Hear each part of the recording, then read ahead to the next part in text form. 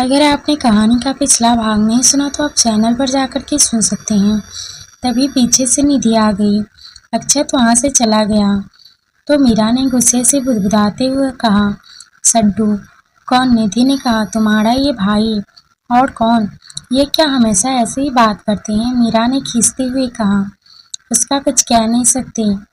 मीरा, वो कब खुश होता है कब गुस्से में। कभी कभी तो लगता है कि वो मेरा और अर्जुन भैया का भाई है ही नहीं। निधि ने कहा। मीरा को खामोश देखकर निधि ने कहा, अरे छोड़ो, तुम क्यों खामखा उस गद्दे के लिए अपना मूड खराब कर रही हो? चलो नीचे चलते हैं। निधि और मीरा नीचे चली आईं। मीरा ने देखा अक्षर डाइनिंग टेबल पर बैठा फोन में व्यस्त है। मीरा किचन में चली आई। राधा को कॉफी बनाते देखकर मीरा ने कहा, आंटी दीजिए, हम बना देते हैं। मैं बनाती हूँ, उसे किसी और के हाथ की कॉफ़ी पसंद नहीं है।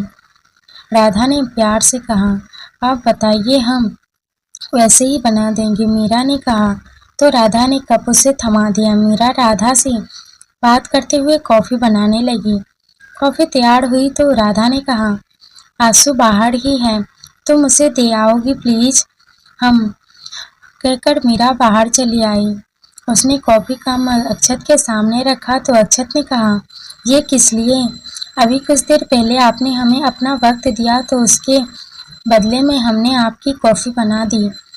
हमें किसी का एहसान लेना पसंद नहीं है। मीरा ने नज़रें नीचे किए हुए कहा। अक्षत ने मीरा को देखने लगा तो मीरा ने कॉफ़ी की ओर इशारा करके कहा, ये क्या है? कॉफ़ी। अक्षत ने मीरा को देखते हुए कहा, तो इसमें ध्यान दीजिए, हम में नहीं। मीरा ने फुल एटीट्यूड में कहा, वैसे भी जैसे कुछ देर पहले अक्षत ने कहा था। अक्षत मन ही मन मुस्कुरा उठा तो मीरा ने कहा, पी लीजिए, ठंडी हो जाएगी। मीरा वहां से हॉल की ओर बढ़ गई। अक्षत ने मग उठाया और एक घूंट पीकर कहा, मिस मीरा। मीरा जी। अक्षत ने से मुंह फेरा। जी सुनकर मीरा हैरानी से पलटती तो अक्षत ने मग को देखते हुए कहा, nice coffee, thank you. Meera को अक्षत का ये नया रूप कुछ समझ नहीं आ रहा था। वह वहां से चली गई। रात के खाने पर सभी मौजूद थे। तभी अर्जुन परेशान सा बाहर से आया। उसे परेशान देखकर विजय ने कहा, क्या हुआ अर्जुन, इस वक्त से आ रहे हो? ऑफिस के काम से गया था पापा। अर्जुन ने कहा, पढ़, आज तो संडे है बेटा। विजय ने कहा, हाँ पापा, लेकिन कोई क्लाइंट था, मुझे बुला लिया और खुद आया ही नहीं। पूरे 4 घंटे ड्राइव करके आया हूँ। अर्जुन ने की कुर्सी खिसकाकर बैठते हुए कहा, अरे ये तो बहुत गलत हुआ आपके साथ, है ना भाई? अक्षत ने अर्जुन को कोसते को चिढ़ाते हुए कहा, हाँ हाँ, तुझे तो बहाना मिल गया मजाक उड़ाने का। बाहर निकलकर कुछ करो तो समझ आएगा। अर्जुन ने खींचते हुए कहा, अच्छा ठीक है, झगड़ा मत करो, खाना खाओ। राधा ने बीच में कूदते हुए कहा। सभी खाना खाने लगे। अर्जुन को मीरा की हेल्प नहीं करने का मलाल था, लेकिन मीरा को हंसता मुस्कुराता देखकर वह ये मलाल भूल गया। अगले दिन मीरा और निधि कॉलेज में थी। एक्स्ट्रा क्लासेस की वजह से दोनों को शाम तक वहीं रुकना पड़ा। शाम को राधा ने अक्षत से उन्हें ले आने से को कहा। अक्षत गाड़ी लेकर कॉलेज के लिए निकल गया। वहाँ क्लासेस खत्म होने के बाद कुछ लड़कियाँ और निधि मीरा की बची थी। बाकी सब अपने अपने घर जा चुकी थी।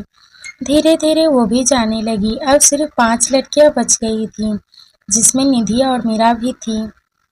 कुछ टीचर्स थे जो कि स्टाफ रूम में मौजूद थे। 5 लड़कियां एक खाली क्लास में बैठी थी। तभी निधि ने कहा, यार बड़ी बोरियत हो रही है।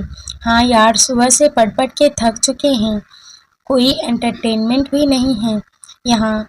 एक लड़की ने कहा, मीरा तुम ही कुछ सुना दो यार। दूसरी लड़की ने कहा, हम क्या सुनाएं? मीरा ने कहा, मेरा वो जो गुनगुनाती रहती हो ना कभी कभी, वो सुना दो ना प्लीज। निधि ने कहा, यहाँ कैसे? मीरा ने झिझकते हुए कहा, यहाँ कौन है, सिर्फ हम लोग ही तो हैं। प्लीज यार सुनाओ ना, कुछ तो बोरियत कम हो। रागिनी ने कहा, प्लीज मीरा। चारों ने एक साथ कहा, अच्छा ठीक है, सुनाते हैं। कहकर मीरा ने आंखें बंद कर ली। तो निधि ने कहा, तुमने आंखें क्यों बंद कर ली? वह कितनी मोहब्बत है जो गाने वाले हैं जब तक उसे महसूस नहीं करेंगे तब तक गाएंगे कैसे? मीरा ने कहा। मीरा, तुम्हें जैसे गाना हो गा सकती हो, निधि तू बीच में मत बोल, गाने दे ना उसे, रागिनी ने कहा। तो मीरा ने अपनी आंखें बंद कर लिया और गाना शुरू किया। हम हम हम तुमको छूने को करता है, दिल पाके भी पाको करता है। दिल आवारगी छाने लगी, सांसों से खुशबू आने लगी, दिल पे दीवानगी छा गई, इस कदर बंद आंखों से भी मुझको आए नजर कैसे। हमें कितनी मोहब्बत है, कितनी मोहब्बत है, कैसे कहें हमें कितनी मोहब्बत है, कितनी मोहब्बत है। आखिरी लाइन गाते हुए जैसे ही मीरा ने आंखें खोली, नजर दरवाजे पर खड़े अक्षत की नजरों से जा टकराई। मीरा का दिल धड़का। वह जल्दी से टेबल से उठी और सिमटकर खड़ी हो गई। अक्षत ने वहीं खड़े खड़े निधि से कहा, घर चलें। कहकर अक्षत वहां से चला गया। निधि मीरा को लेकर जाने लगी तो तीनों लड़कियां भी उनके साथ साथ दरवाजे तक चली आईं। अक्षत ने उन्हें देखकर कहा, तुम बाकी सब घर कैसे जाओगी? घर से कोई लेने जाएगा? रागिनी ने कहा, चलकर गाड़ी में बैठो, मैं छोड़ देता हूँ। अक्षत ने कहा और गाड़ी की ओर बढ़ गया। सभी आकर गाड़ी में बैठ गई, बाकी चार पीछे और मीरा आगे अक्षत के साथ। अक्षत ने पहले उन तीनों को घर छोड़ा और फिर गाड़ी अपने घर जाने वाले रास्ते की ओर बढ़ा दी। गाड़ी में फैली खामोशी को तोड़ने के लिए निधि ने कहा, भाई आप भी अजीब हो ना। उस दिन जब मेरी फ्रेंड रागिनी ने आपसे लिफ्ट मांगी थी तो आपने मुंह पर मना कर दिया था और आज खुद उन्हें घर तक छोड़ आए हो। कभी कभी आपको समझना बहुत मुश्किल हो जाता है। अक्षत ने सामने देखकर गाड़ी चलाते हुए कहा, जब उसने लिफ्ट मांगी थी तब वो अकेली थी और उस वक्त सुबह थी, वो आराम से घर जा सकती थी। आज जहां वो लोग थे उसके बाहर का माहौल कुछ अच्छा नहीं है। इस वक्त अकेले घर जाती, घर वालों के आने का इंतजार करती, परेशान होती, बस इसलिए उन सबको घर तक छोड़ दिया। अरे वाह भाई, अच्छा वैसे मेरी सभी दोस्त कैसी लगी आपको?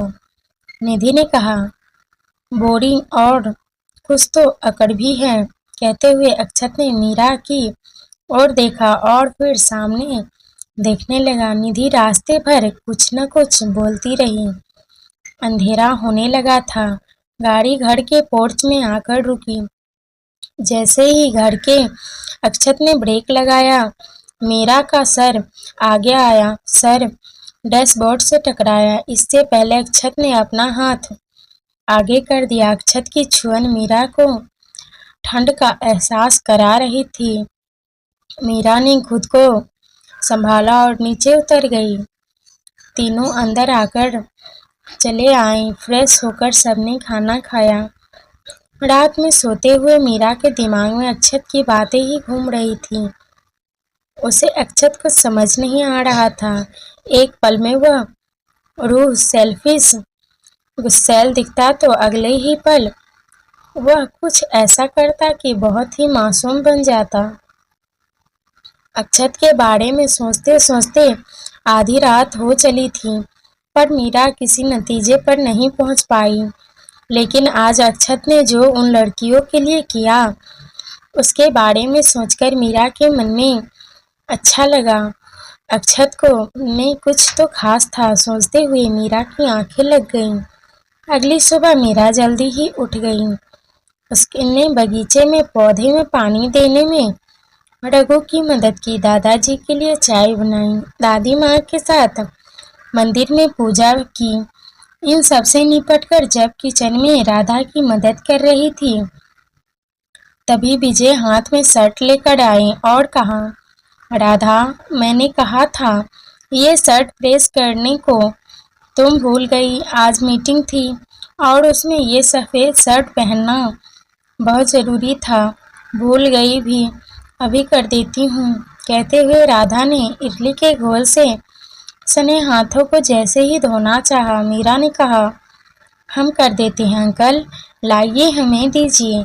थोड़ा जल्दी करना बेटा, मुझे 10 मिनट में निकलना है। विजय ने शर्ट मीरा को देते हुए कहा और राधा की ओर पलटकर बोले, राधा, मैं नाश्ता बाहर ही कर लूँगा, तुम परेशान मत होना। विजय चले गए। मीरा शर्ट लेकर बाहर आई। वहीं हॉल में ही प्रेस टेबल पर था। मीरा ने शर्ट प्रेस करके विजय को जैसे ही दी, दरवाजे पर डोरबेल बजी। एक बार जो बजी तो बजते ही गई।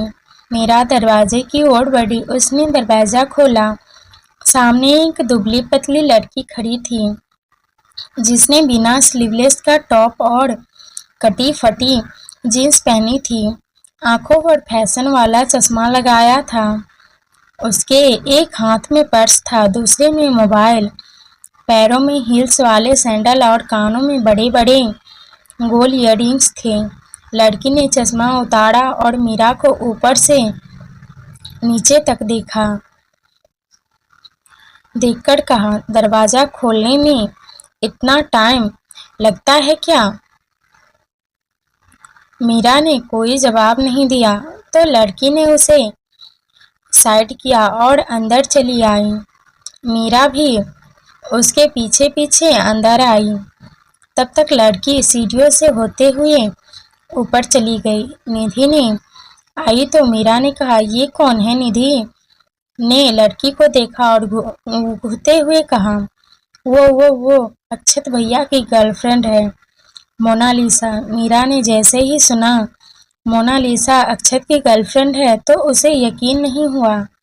उसे सोचता देखकर निधि ने कहा, आओ बताती हूँ सब। निधि मीरा दोनों आकर सीढ़ियों पर बैठ गई तो निधि कहने लगी, भाई जब कॉलेज में थे तब से मोना हाथ धोकर उसके पीछे पड़ी थी, लेकिन भाई ने कभी उसे भाव नहीं दिया। कॉलेज में के आखिरी साल में न जाने क्या हुआ, भाई उसके साथ वक्त बिताने लगे और धीरे धीरे वो भाई की जीएफ बन गई। घर में वो किसी को पसंद नहीं है, यहाँ तक कि रघु को भी नहीं। पता नहीं भाई को उसमें ऐसा क्या दिख गया।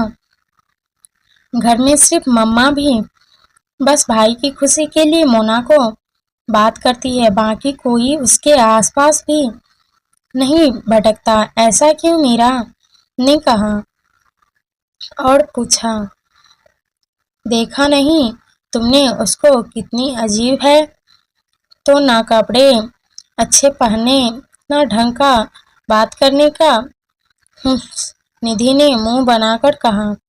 मीरा को एक अजीब सी खुशी का एहसास हुआ, ये जानकर कि घर में कोई भी मोना को पसंद नहीं करता।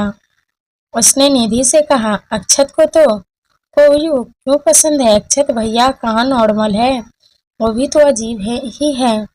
कभी कभी लगता है दोनों एक दूसरे के लिए सही है, झेल लेंगे एक दूसरे को। निधि ने कहा। ये सुनकर मीरा की खुशी पल भर में गायब हो गई और उसने चिढ़कर कहा, झेलने से तुम्हारा क्या मतलब है? जिंदगी क्या ऐसे कट जाएगी? क्या बात है तुम्हें आज अक्षत भैया की बड़ी परवाह हो रही है? मोना के नाम से ही कहीं जल तो नहीं रही ना तुम? निधि ने छेड़ते हुए कहा। हम क्यों जलेंगे? जिस तरह के बदतमीज वो हैं ना, उनके लिए मोना ही ठीक है। मीरा ने कहा, हम इतना भी बुरा नहीं है यार, तुमने अभी से उसे ठीक से जाना नहीं ना, इसलिए बोल रही हैं। निधि ने कहा, उन्हें जानने में हमें कोई दिलचस्पी नहीं है, हमारे पास और भी बहुत से काम हैं। मीरा ने चिढ़ते हुए कहा। अगर आपको कहानी का अगला पार्ट चाहिए तो कमेंट करें। और दीपावली की सफाई में हमको कहानी लाने में लेट हो गई। धन्यवाद।